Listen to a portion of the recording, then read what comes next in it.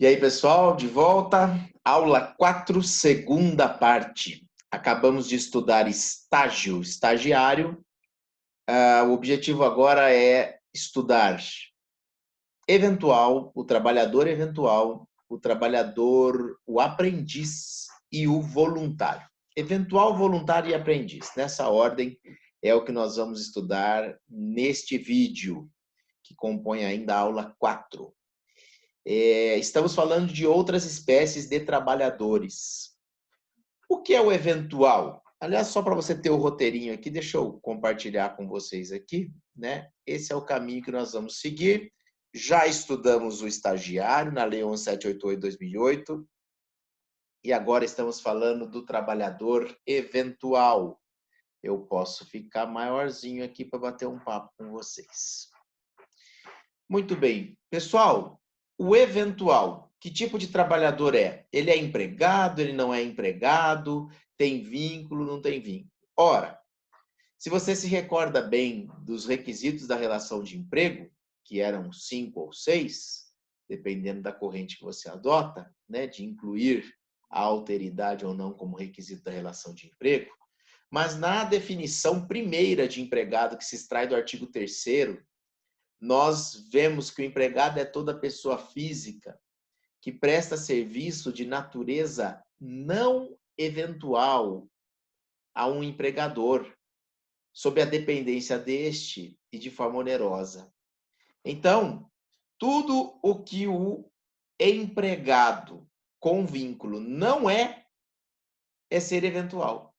Então, o eventual pode ser tudo, menos empregado, porque o eventual não preenche o requisito do artigo 3º da não eventualidade. Ele é a antítese da não eventualidade, ele é a própria eventualidade. Parece um pouco abstrato, como é que eu vou analisar essa situação? Bom, eu disse a vocês que a melhor definição, a melhor maneira de definir se algo é eventual é pensar e imaginar algo que eu não sei se vai acontecer e, ainda que haja essa possibilidade, eu não sei quando vai acontecer. Isso é ser eventual. Alguém que trabalha para mim eventualmente é alguém que eu não sei quando vou precisar e nem mesmo se eu vou precisar. Isso é ser eventual. Quando nós tratamos da questão da eventualidade como requisito da relação de emprego, da não eventualidade, nós falávamos até daquele garçom que trabalha uma vez por semana, mas sendo uma vez por semana religiosamente, né, com habitualidade, todo sábado, isso não é eventualidade. Embora não haja uma continuidade, porque ficou muitos dias sem trabalho, habitual é. Né? E não é, portanto, eventual, porque eu sei quando, eu sei que ele vem aos sábados. Então, a eventualidade reside nesse campo, no campo daquilo que eu não sei nem se e nem quando. Eu acho que um grande exemplo aqui que nós podemos usar são os chapas que nós vemos pelas estradas afora aí, ali à disposição de quem passar, de quem tiver algum serviço para oferecer, de quem precisar de alguma ajuda, mas às vezes caminhoneiros que por ali passam e pegam ajuda de uma mão de obra ali para carregar, descarregar alguma coisa.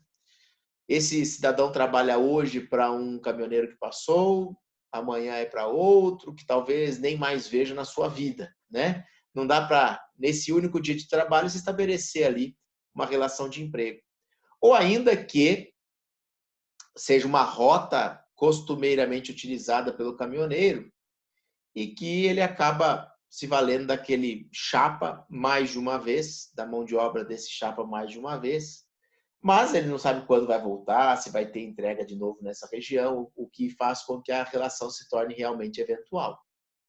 É possível alguém que começou a trabalhar nessa condição se tornar empregado? Ora, se o caminhoneiro passa sempre por aqui, gostou da mão de obra, gostou do serviço do rapaz, começa a pedir uma exclusividade. Olha, eu quero que você esteja toda segunda, quarta e sexta, às 6 da manhã, nesse ponto, para eu te pegar. Já começa a exigir horário, subordinar. Segunda, quarta e sexta, já é algo combinado, já deixa de ser eventual, passa a ser habitual. Eu estou no caminho para preencher requisitos da relação de emprego. Ah, e quando é que eu vou saber se ele virou empregado ou não? quando você tiver certeza de que 5 ou 6 requisitos da relação de emprego estão preenchidos. Ele é uma pessoa física, o chapa, tem que ver se ele passou a trabalhar de forma habitual e não mais eventual, com subordinação, se estabeleceu ali alguma subordinação. Oneroso sempre foi, porque ele não faz esse serviço de graça, ele faz em troca de algum valor que remunere esse serviço, né? E aí o caminhoneiro fala assim, ó, não adianta mandar seu primo, seu irmão, eu quero você. Estabelece ali uma pessoalidade. Aquilo que era eventual pode passar a ser uma relação de emprego. Mas lembrando, se eventual realmente não tem a menor chance de ser relação de emprego, porque não preenche o requisito da não eventualidade. Eu quero que vocês guardem isso e essa conversa para confrontar depois com o trabalho intermitente que nós vamos estudar.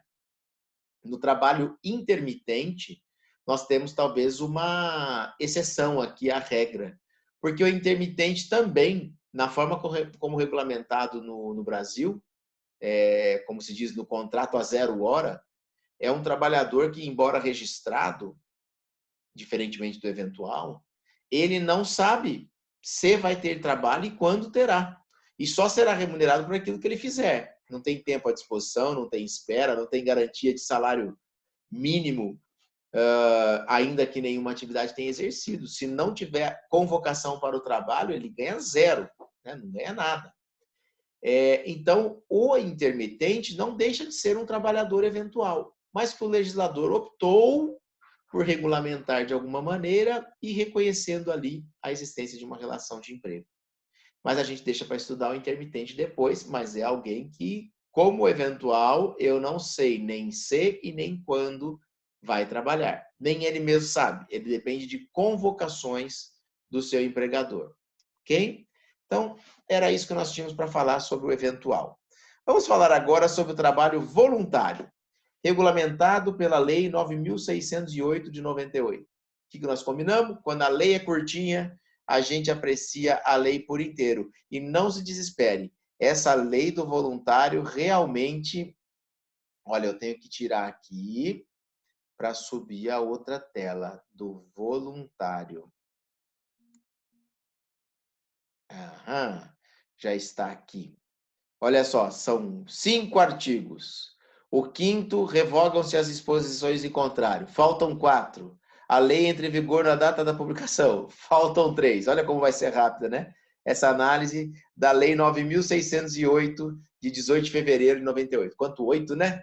9.608, de 18 de fevereiro de 98. Muito bem. Dispõe especificamente sobre o serviço voluntário. E o que diz a lei? No artigo 1º, define o que é serviço voluntário. Considera-se serviço voluntário, para os fins desta lei, a atividade não remunerada prestada por uma pessoa física a uma entidade pública de qualquer natureza ou a instituição privada de fins não lucrativos, que tenha um objetivo, né, essa instituição, objetivos cívicos, culturais, educacionais, científicos, recreativos ou de assistência à pessoa. Então, note, serviço voluntário é a atividade não remunerada prestada por uma pessoa física. E eu lhe pergunto, existe chance de alguém que trabalhe de fato como voluntário ser reconhecido como empregado? Ora, se realmente voluntário na forma da legislação, não haverá meios dele ser reconhecido como empregado. Por quê? Porque ao menos um dos requisitos da relação de emprego estará ausente. Qual seria? Já consegue identificar? A onerosidade. Veja que o serviço voluntário é uma atividade não remunerada. Não remunerada, portanto, ela é gratuita e não onerosa. Gratuita e não gratuita, como se ouve por aí, né? Como o caso é fortuito e não fortuito. Então, é gratuito e não gratuito. Atividade não remunerada. Então, quando a lei do voluntário sai definindo o trabalho voluntário no artigo 1º, ela já expressa a inexistência da relação de emprego entre o voluntário e quem toma o seu serviço. E esse serviço é prestado para instituições privadas de fins não lucrativos, né? Ou entidades públicas também. Entidade pública de qualquer natureza ou entidade privada de fins não lucrativos. Então, uma empresa, por exemplo, não pode ter trabalho voluntário para ela. Né? Ah, temos alguns voluntários aqui na nossa empresa. Não, porque a empresa tem objetivo de lucro, né? As associações, as sociedades comerciais. Não é o caso de algumas outras instituições que não têm finalidades lucrativas, mas sim objetivos cívicos, culturais, educacionais, científicos, recreativos ou de assistência à pessoa. E, neste caso, então, poderá ser prestado serviço voluntário em benefício dessas entidades. O parágrafo único do artigo 1º diz que o serviço voluntário não gera vínculo empregatício, nem obrigação de natureza trabalhista, previdenciária ou afim. O pessoal adora qualquer artigo de lei que diga que não tem vínculo. Se não tem vínculo, interessa. Ah, deixa eu ver essa modalidade que não tem vínculo aí, porque quando não tem vínculo, eu quero. Muito bem. O que eu tenho a dizer aqui é mais um dos dispositivos legais que fazem crescer os olhos de quem quer, de alguma maneira, praticar alguma fraude e ter a mão de obra, né? Ter a prestação de serviço de alguém sem reconhecimento do vínculo empregatício. Então, dizendo que não gera vínculo, nem qualquer obrigação trabalhista ou previdenciária. O que eu comento sempre com os alunos é o seguinte, o parágrafo único aqui é meio que um pleonasmo, né? Você, que já é bacharel em direito nos requisitos da relação de emprego, porque é um capítulo que já ficou para trás, sabe que para ser empregado e para ter vínculo, a relação precisa ser onerosa. No momento mesmo em que você leu que o serviço voluntário é uma atividade não remunerada, você concluiu, então, que ali não haveria vínculo de emprego. Mas como nem todo mundo é aluno do Folegate, nem todo mundo é dedicado como você nos estudos, o legislador entende, né, ouve por bem ser expresso para comunicar que não há vínculo entre aquele que presta serviço voluntário e a entidade beneficiada por esse serviço. Artigo 2º, o serviço voluntário será exercido mediante a celebração de um termo de adesão entre a entidade pública ou privada e o prestador do serviço voluntário, dele devendo constar o objeto e as condições de exercício. Então, o contrato que une o voluntário com as entidades públicas ou privadas que se beneficiarão dele é um termo de adesão. Um termo de adesão e que define ali o objeto e as condições do exercício desse serviço voluntário. O que será feito, como será feito, onde será feito e assim por diante, tudo no termo de adesão. Artigo 3º é o que nos falta para finalizar já a análise do voluntário. O prestador do serviço voluntário poderá ser ressarcido pelas despesas que comprovadamente realizar no desempenho das atividades voluntárias. Então, vamos ver aqui. O serviço voluntário é não remunerado, ele é gratuito.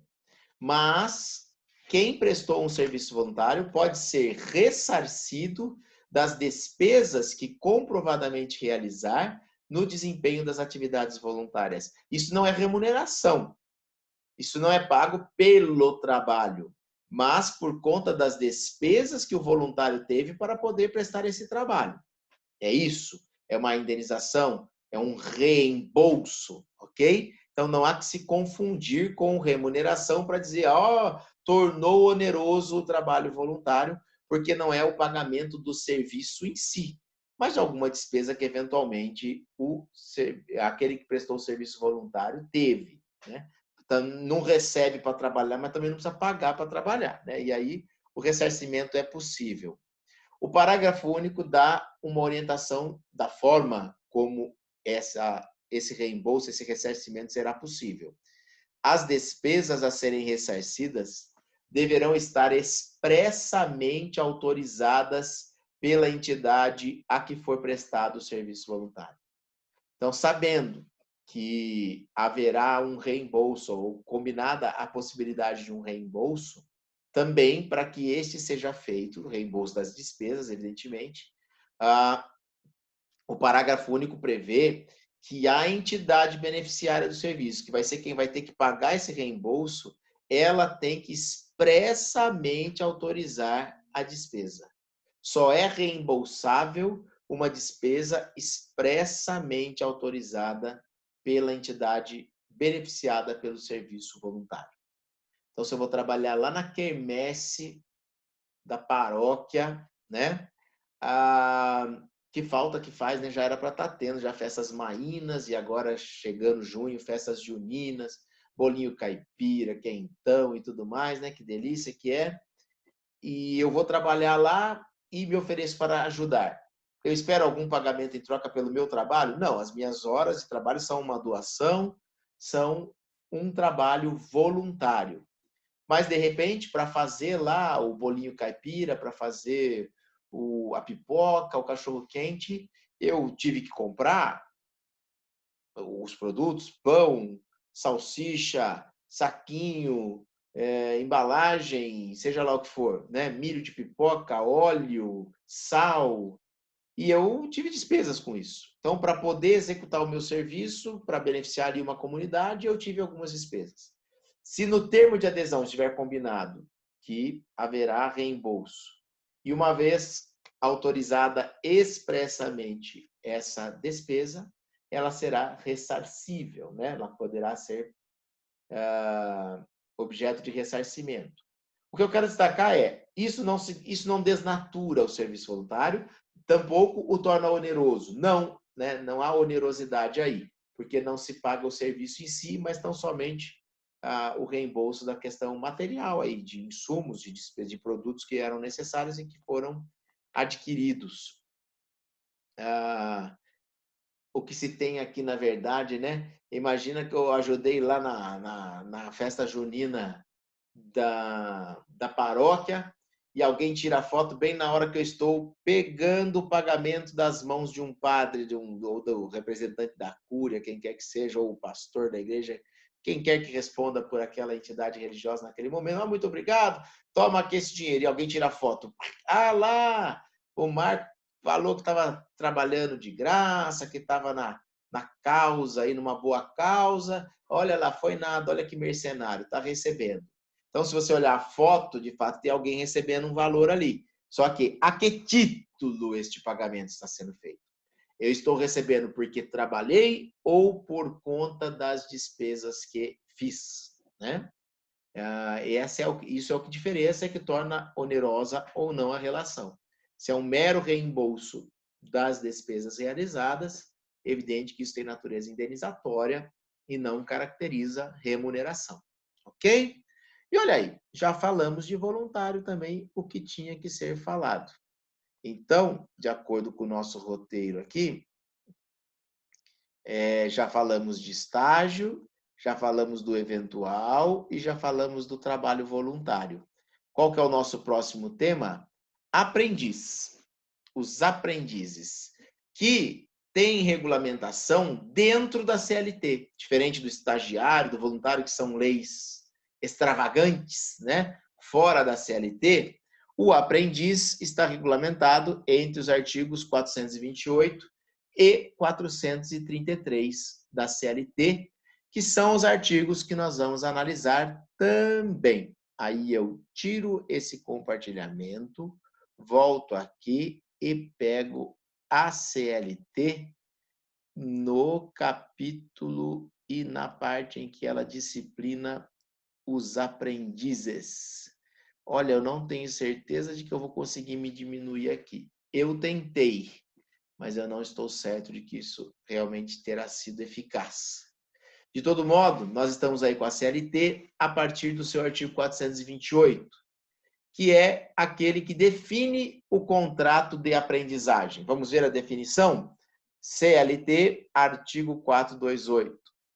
Contrato de aprendizagem é o contrato de trabalho especial, ajustado por escrito e por prazo determinado, em que o empregador se compromete a assegurar ao maior de 14 e menor de 24 anos, inscrito em programa de aprendizagem, uma formação técnico-profissional metódica, compatível com seu desenvolvimento físico, moral e psicológico, e o aprendiz se compromete a executar com zelo e diligência as tarefas necessárias a essa formação.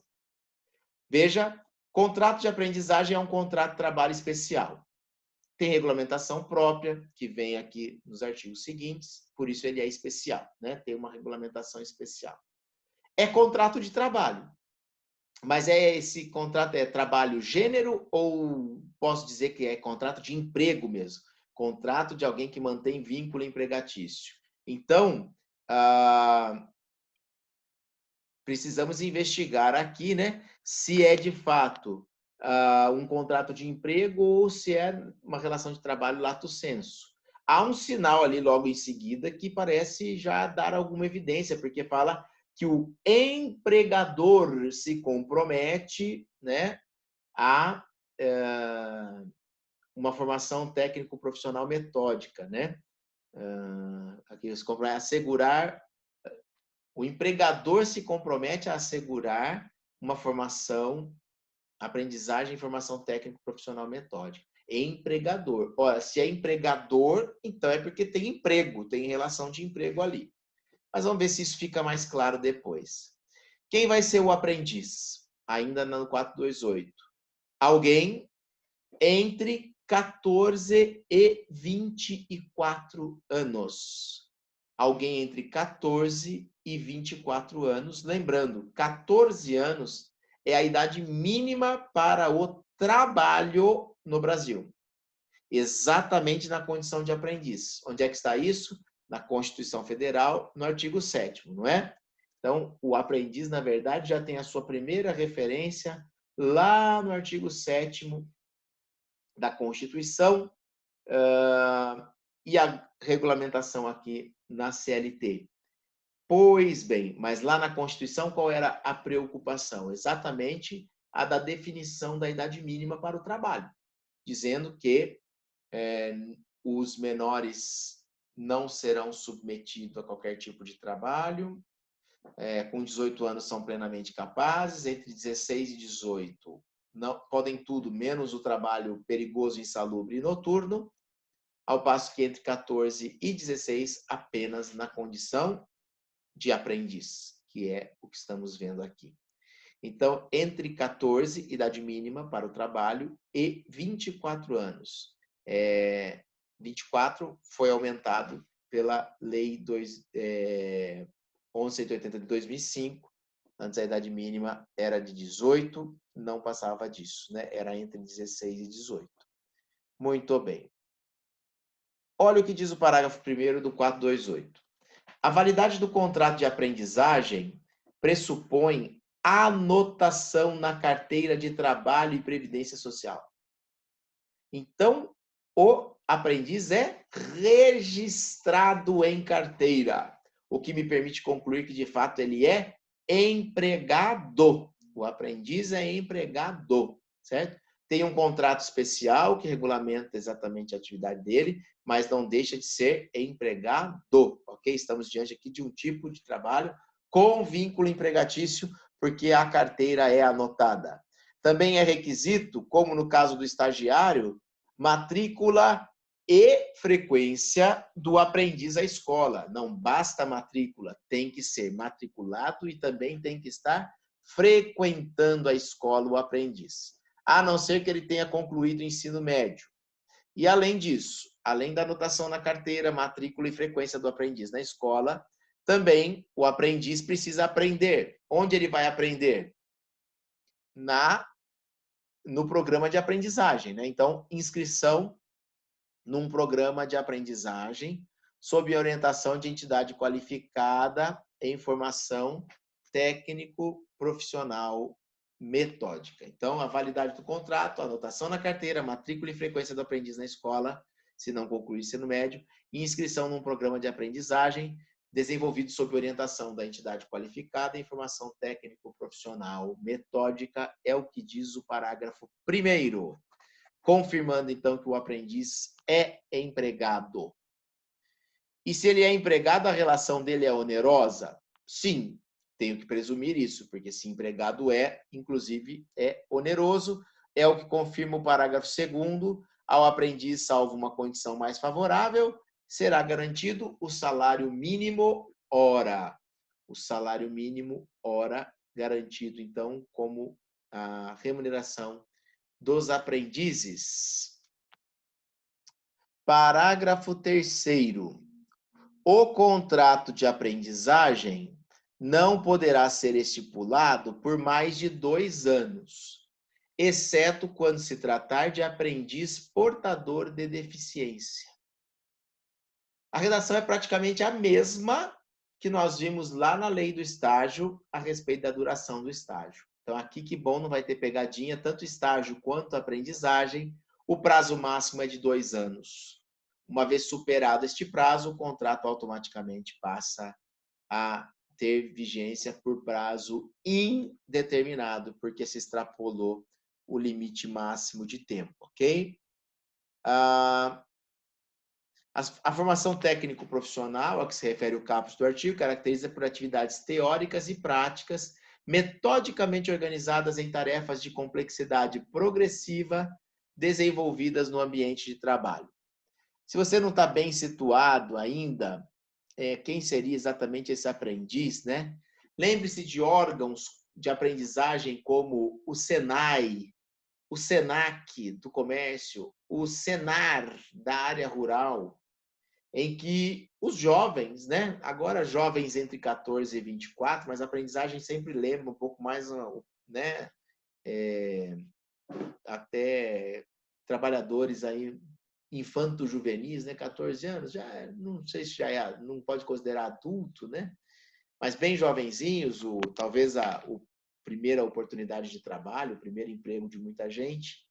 Então, o aprendiz vai estudar nesses órgãos, né? Ele vai ser treinado nesses órgãos de aprendizagem, no Senai, e depois vai na empresa para ver na prática e desenvolver na prática aquilo que ele aprende no curso de aprendizagem, né? Onde é que eu estava aqui? Nesse ponto. Então, essa formação que o Senai, o Senar, enfim, os outros órgãos de aprendizagem promovem, é uma formação técnico-profissional e se caracteriza por atividades teóricas e práticas metodicamente organizadas em tarefas de complexidade progressiva. É assim que o curso ali do aprendiz deve ser organizado. A idade máxima prevista no caput do artigo não se aplica a aprendizes portadores de deficiência. Lá no caput está dito que o aprendiz vai ter de 14 a 24 anos. Por que 24? É a idade que se presume que a pessoa conclui a faculdade, seguindo normalmente, né, as séries desde o ensino básico, fundamental, médio, até chegar na faculdade.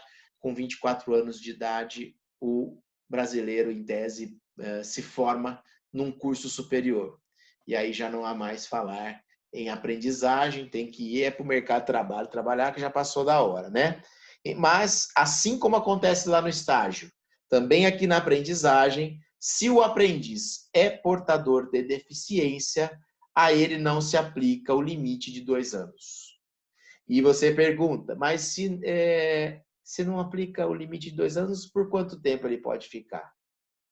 Por todo o tempo em que ele apresentar a condição de estudante. Enquanto ele estiver fazendo o curso, ele pode manter a condição de aprendiz. Muito bem. Para os fins do contrato de aprendizagem, a comprovação da escolaridade do aprendiz com deficiência deve considerar as habilidades e competências relacionadas com a profissionalização, ok? Olha que interessante. Nas localidades onde não houver oferta de ensino médio para o cumprimento do disposto no parágrafo 1º deste artigo, a contratação do aprendiz poderá ocorrer sem a frequência à escola, desde que ele já tenha concluído o ensino fundamental. Olha, então eu posso ter um aprendiz que não é aluno de nada. Ele reside num local em que não há oferta de cursos do ensino médio, né, onde não houver oferta de ensino médio. fica dispensado, então, o requisito da frequência à escola. Porque eu não tenho escola para ele ir, como é que eu vou exigir, né? Matrícula e frequência. Desde que ele tenha concluído o ensino fundamental, ok? É um local que não tem ensino médio, e então ele vai ter dispensada a frequência, vai poder ser aprendiz sendo aluno exclusivamente lá do curso de aprendizagem propriamente dito. Vai estar lá no Senai, mas não vai estar na escola do ensino regular, beleza? Sem prejuízo, evidentemente, da aprendizagem ou de eventual descaracterização da aprendizagem, porque não haverá como ele suprir esse requisito, né? Pela ausência de cursos de ensino médio na cidade dele. Parágrafo 8º. Para o aprendiz com deficiência com 18 anos ou mais, a validade do contrato de aprendizagem pressupõe anotação na carteira, matrícula e frequência em programa de aprendizagem, desenvolvido sob orientação de entidade qualificada, informação técnico, profissional, metódica. Então, aquele maior de 18 anos, que é aprendiz, que apresenta deficiência, então, ele precisa estar com a carteira anotada, ele precisa estar matriculado e frequentando o curso de aprendizagem, com todas as orientações que a limitação dele possam exigir, não é? Seguindo aqui, olha só, as cotas de aprendizes. Você já deve ter ouvido falar isso alguma vez na vida, que as empresas têm cotas de aprendizes e cotas de portadores de deficiência também para cumprir, né, na contratação e no estabelecimento do quadro de funcionários. Diz o 429, os estabelecimentos de qualquer natureza são obrigados a empregar e matricular nos cursos dos Serviços Nacionais de Aprendizagem número de aprendizes equivalente a 5% no mínimo e 15% no máximo dos trabalhadores existentes em cada estabelecimento, cujas funções demandam formação profissional. Esse é o ponto-chave aqui. Eu vou calcular quantos aprendizes uma empresa é obrigada a contratar, e contratar como seus empregados, a partir do número de funcionários que exercem funções que demandam formação profissional. E aí, muitas vezes, fica a dúvida, tal função precisa de formação profissional ou não, né? E aí é uma análise que você vai fazer no caso concreto. Eu julguei uma ação, inclusive coletiva, movida pelo Ministério Público do Trabalho. Aliás, não julguei, acho que já está vindo para julgar, em que o Ministério Público do Trabalho alega que a montadora de veículos local não cumpre com a cota de aprendizes. E a defesa dela veio todo no sentido de dizer, olha, é que ele está contando lá um número de funcionários que não tem necessidade de formação profissional para desempenhar aquela função.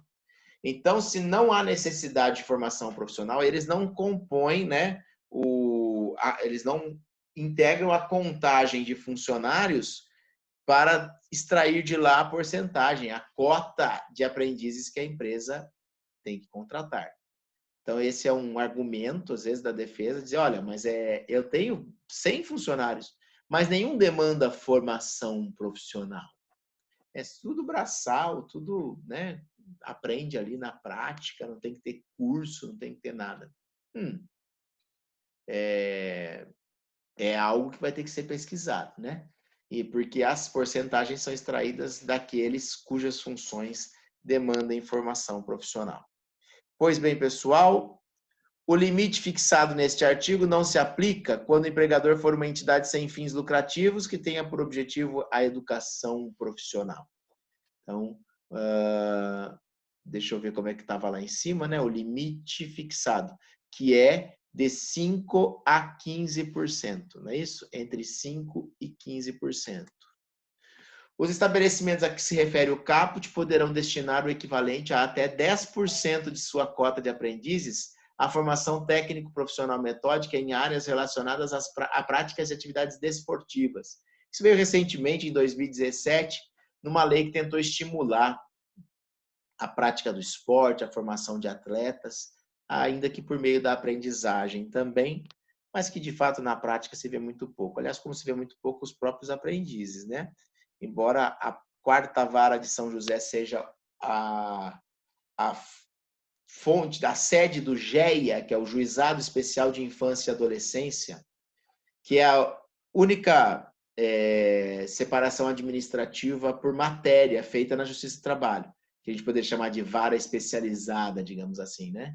O GEA reúne todas as ações que tenham no polo, em qualquer dos polos, menores de idade, aprendizes, que o aprendiz nem sempre é menor, né? Pode ter 24 anos de idade, um aprendiz, aliás, 23 e 11 meses.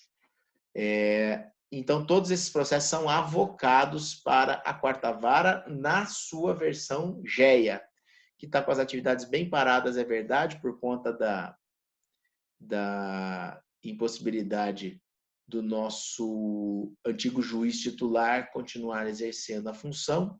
Vamos ver se alguém, então, assume essa bonita missão, né, de tentar conversar com a sociedade civil, com as empresas, com as entidades de treinamento, de aprendizagem, para tentar cuidar dos menores, especialmente dos menores, que muitas vezes se veem envolvidos com trabalhos ilegais, e que, uma vez levados para a aprendizagem, estão protegidos com um contrato de trabalho, com uma relação de emprego, um registro em carteira, uma proteção previdenciária, além de tudo, com a preocupação da aprendizagem em paralelo, né, em conjunto, nas escolas aí próprias de aprendizagem. Então, é uma missão muito bonita e que precisa sempre ser estimulada.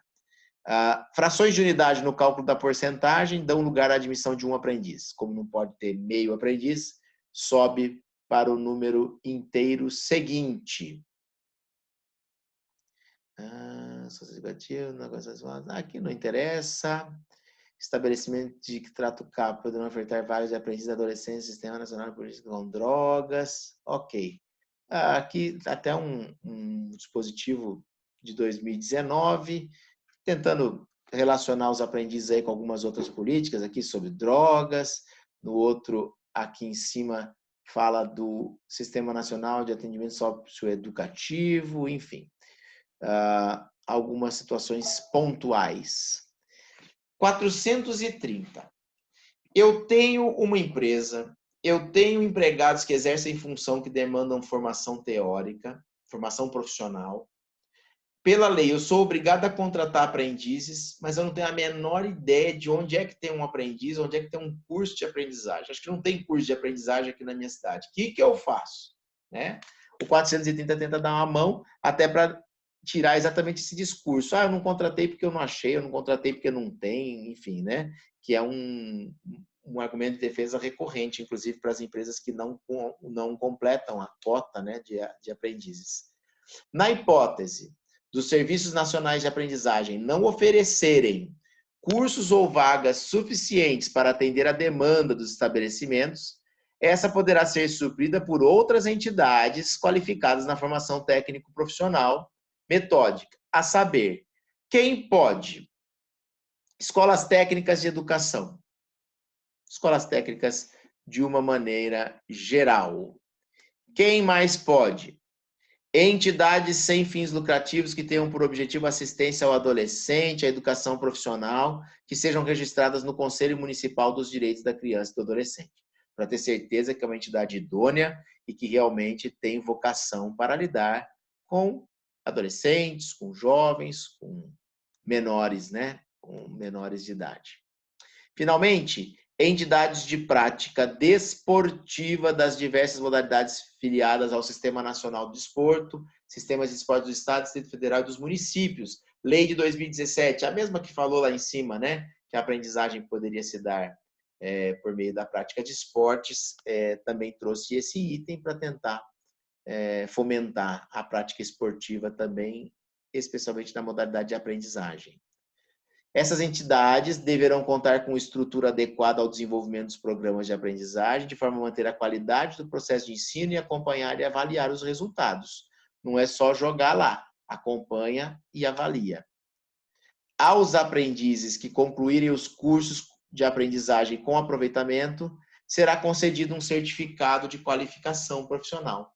Um diplominha, né, que atesta que aquele jovem já tem uma qualificação, já aprendeu um ofício. É muito legal. Eu participei de uma formatura de aprendizes lá no Rio Grande do Sul, em Ijuí, quando eu era fiscal do trabalho. E confesso que foi um momento super gostoso, emocionante. Crianças que às vezes não tinham tantas oportunidades, não eram muito chegadas ao estudo e que, desenvolvendo alguma coisa mais prática, profissionalizante, têm despertado a curiosidade, o interesse. E muito legal vê-los lá comemorando, recebendo seus certificados, os pais se emocionando com a vitória alcançada por seus filhos e um bom caminho, né? O bom caminho do estudo, da profissionalização, que certamente orgulha os pais e abre muitas portas para as crianças também. Aliás, naquela ocasião, eu era recém-chegado na cidade e o meu colega, que era representante do Ministério do Trabalho, pediu para que eu falasse alguma coisa, me apresentasse, e o que eu acabei por dizer lá para aquelas pessoas que estavam todos muito felizes é que às vezes o cumprimento da lei é chato. Às vezes nós lá do Ministério ficamos cobrando das empresas que cumpram a cota de aprendizes. Esse momento é chato, mas o momento da celebração, da conclusão de todo esse processo, que é a finalidade última, né? Ver aquele jovem qualificado, estudando, com bons hábitos, instruído, né? Então, aquele momento é muito gostoso, muito divertido. Então, que todos perdoassem a nossa chatice quando tem que cobrar o cumprimento da lei, que na verdade é para propiciar momentos felizes como aquele, que nós não viveríamos se fosse uma opção, né? As empresas não investiriam, os cursos não estariam sendo frequentados se não fosse aí uma obrigação das empresas. Com a obrigação já é meio difícil, imagina se não tivesse, né? Ok, aqui não interessa, parágrafo terceiro, parágrafo quarto. Ainda sobre as entidades que podem substituir os senais da vida, onde não houver, né, esses órgãos de aprendizagem.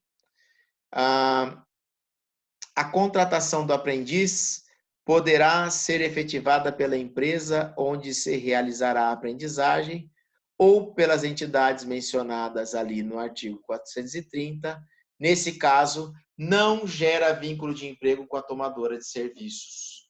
Então, se não é uma empresa cumprindo a sua cota, mas a própria entidade de aprendizagem que contrata o aprendiz para dar uma oportunidade, ali não tem vínculo de emprego, né? O vínculo geralmente é com a empresa que leva esse aprendiz para o curso de aprendizagem. Quando a relação é com o próprio órgão que ministra o curso, ali não tem vínculo. Aos candidatos rejeitados pela seleção profissional, deverá ser dada, tanto quanto possível, orientação profissional para ingresso em atividade mais adequada às suas qualidades e aptidões que tiverem demonstrado. Alguém com alguma dificuldade em uma determinada área não consegue entrar, não consegue passar na provinha, não consegue entrar no curso, se quer entrar no curso, numa eventual seleção, esse alguém tem que ser acompanhado, porque ele pode estar com alguma dificuldade, e até para identificar uma habilidade que ele desconheça, né? Apesar de gostar de uma outra área onde não parece não estar conseguindo bons resultados, direcioná-lo para uma área em que tenha mais facilidade. A duração do trabalho do aprendiz não excederá de 6 horas diárias, sendo vedadas a prorrogação e a compensação de jornada. Vou fazer aqui 2 raciocínios. Primeiro, duração não excederá de 6 horas. Não excederá de 6 horas. Como no estágio, né? Não. É diferente do estágio. No estágio pode ser de 4, de 6 e até de 8. Lembram-se? Pode ser até de 8 nas entidades que mesclam atividades práticas e teóricas no período em que não há as aulas presenciais teóricas. Então, cuidado para não ficar fechadinho nesse limite inexistente de 6 horas diárias do estágio, porque nós sabemos que pode ir além, ainda que excepcionalmente, mas pode ir além. No caso da aprendizagem, não. A aprendizagem fechou em 6 horas. E como lá no estágio, vedadas prorrogação e compensação de jornada. Talvez eu não tenha dito lá, não me recordo se disse na aula de estágio do estagiário, mas vale tanto para o estagiário quanto para o aprendiz. Ora, o aprendiz já é empregado, então não tem interesse. Mas o estagiário, se fizer banco de horas, sistema de compensação, ou trabalhar mais do que 6 horas, se a jornada definida, se a duração definida for de 6, né? Se trabalhar mais do que está combinado, fizer hora extra, se o estagiário fizer hora extra, o contrato de estágio estará descaracterizado e ele passa a ser empregado, ok? Aqui, para o aprendiz, como é alguém que vai estudar também, não pode passar de 6 horas, senão sobra poucas horas do dia para ele estudar, para ele ir para o curso de aprendizagem e também para descansar um pouquinho, né? Porque ninguém é de ferro. Muito bem. Seguindo aqui, já estou no 432. O limite previsto neste artigo de 6 horas poderá ser de até 8 para os aprendizes que já tiverem completado o ensino fundamental, se nessas 8 horas forem computadas as horas da aprendizagem teórica. São 8, mas já computa a aprendizagem teórica, então está valendo, para aqueles que já concluíram o ensino fundamental. Então, presta atenção com as pegadinhas em prova-teste, né? O estágio de aprendizagem nunca serão de mais de 6 horas por dia. Mentira, né? Existem as hipóteses excepcionais. No estágio, aquela que eu já falei para vocês. Aqui, quando o aprendiz já completou o ensino fundamental e se nas 8 horas estiverem aquelas dedicadas à aprendizagem teórica. Finalmente, o contrato de aprendizagem acaba quando? Ele acaba quando ele chegar ao seu termo. Seria de até 2 anos, deu 2 anos, ele acabou. Ou quando o aprendiz completar 24 anos, que é a idade máxima, exceto quando ele for portador de deficiência, que aí pode ultrapassar os 24 anos, não se aplica esse limite de idade. Mas para aquele que não é portador de qualquer deficiência, completou 24, ainda que o contrato não tenha completado 2 anos, a idade máxima atingida faz também com que o contrato seja extinto. E ainda, o contrato pode ser, nesses dois casos, quando completar 24 anos ou quando chegar no termo, nós chegamos, enfim, no final da aprendizagem. Mas também existem possibilidades de extinção antecipada do contrato. Quando isso vai acontecer? Ponto também muito cobrado em provas OAB da vida aí, para você dar uma atenção nesses dispositivos. Pode acabar a aprendizagem antes da hora se o desempenho do aprendiz for insuficiente ou se ele não se adaptar também à aprendizagem. Pode acontecer, né? Não está dando certo, não está indo bem. Salvo se ele for um aprendiz com deficiência, né?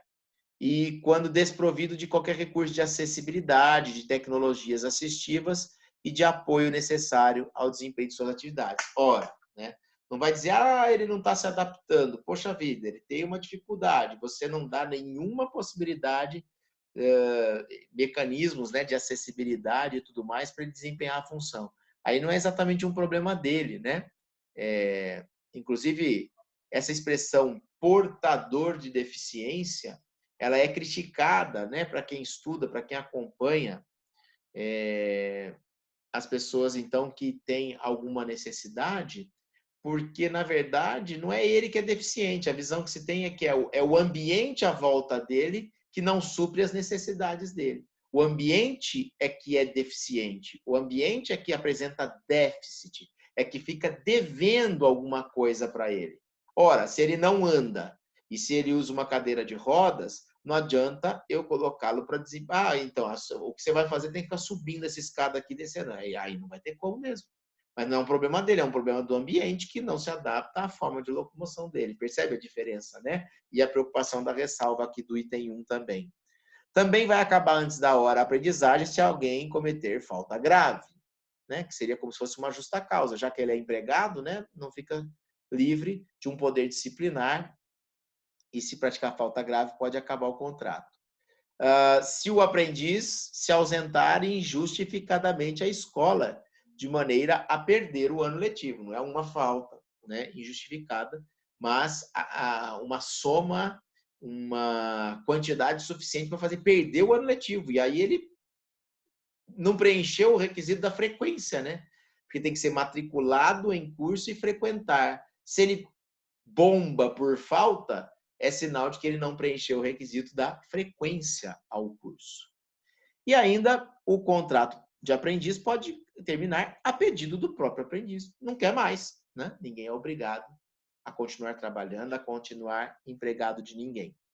Nós estamos aqui falando de hipóteses de rescisão antecipada, digamos assim, seria mais correto dizer extinção antecipada da aprendizagem. Só destacar aqui que não se aplica o disposto nos artigos 479 e 480 da CLT para essas hipóteses de extinção antecipada. Esses dois artigos nós vamos estudar futuramente. Acho que a primeira vez que nós vamos falar sobre eles vai ser no estudo dos domésticos, que como lá no doméstico tem um mini curso de direito de trabalho, inclusive fala sobre a extinção antecipada de contratos a termo. Esses dois artigos da CLT, o 479 e o 480, são exatamente os que disciplinam a extinção antecipada de contratos a termo. Aliás, eu só posso falar de extinção antecipada de um contrato que tenha um prazo. Como é que eu posso falar que eu antecipei a extinção de um contrato que não tinha prazo? Então, não antecipei, não tinha data para acabar, ele simplesmente acabou, chegou no fim, sem antecipar nada. Mas se há uma data, portanto, se há um contrato por prazo determinado, e ele é extinto antecipadamente, antes da hora, aí eu posso cogitar de extinções antecipadas. O 479 e o 480 disciplinam essa extinção antecipada de contratos a termo para todos os trabalhadores, menos para aprendizes, porque o que está dito aqui é que a eles não se aplica. O 479 fala da extinção quando é por iniciativa do empregador e o 480 fala da extinção por iniciativa do empregado. De todo modo, não se aplica ao aprendiz essas regras da extinção. E olha que bonitinho, acabamos mais um tipo de trabalhador. Era o objetivo dessa nossa aula. Eu não tenho ideia de quanto tempo faz que eu já estou falando, mas já deve ter passado aí bem uns 30, 40 minutos, no mínimo. Eu estou aqui tirando a tela que eu tinha compartilhado para voltar com uma outra aqui para lhes dizer o seguinte. Eu daqui a pouco estou indo me encontrar ao vivo com a turma do CNA, com quem eu me encontro às terças-feiras. Portanto, vocês já terão no YouTube todos esses temas aqui: estágio, eventual, voluntário e aprendiz. Após o nosso encontro, ainda nesta terça-feira, 26 de maio, eu vou trabalhar a figura do trabalhador avulso, que tem aqui uma matéria aqui embaixo, que eu preciso ver se está atualizadinha, por isso que eu ainda não compartilhei com vocês. E aí eu vou subir o vídeo do trabalhador avulso, também aquele programa, a entrevista lá sobre estagiário no Miscelânea da TV Unifap, e esse material de apoio, tudo lá no AVA, links das aulas, tudo bonitinho, ok? Então, nessa semana, o nosso material, nossas aulas vão abranger estágio, eventual, voluntário, aprendiz e avulso, ok? É a aula que eu vou gravar e vou disponibilizar depois do nosso encontro ao vivo, mas que vai dar tempo de você assistir ainda. Enquanto você assiste as duas primeiras, eu estou mandando a terceira lá para você, e o pessoal do CNB, que é de segunda-feira, a gente só vai se encontrar e falar sobre isso na semana que vem. Por hora é só. Fim de compartilhamento para um tchauzinho em tela cheia. Até daqui a pouco a gente se vê ao vivo. Bons estudos, sigam firmes. Ao final da aula de voluntário não, de avulso, eu pretendo já passar algumas orientações para vocês para as atividades que vão valer nota para somar aquela primeira e formar a nossa nota do primeiro bimestre, ok? Aguardem aí cenas dos próximos capítulos, então. Até mais, pessoal!